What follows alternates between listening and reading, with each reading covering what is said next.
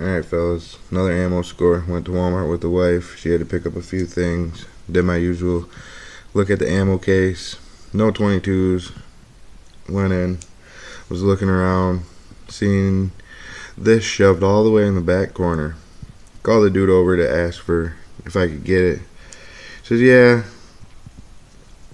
Get up to the counter. He says, man, I was going to buy that when I got out of work today.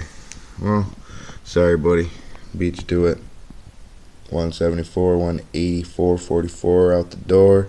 31016, 1035. Freshness tag on the can says 3316. Yeah.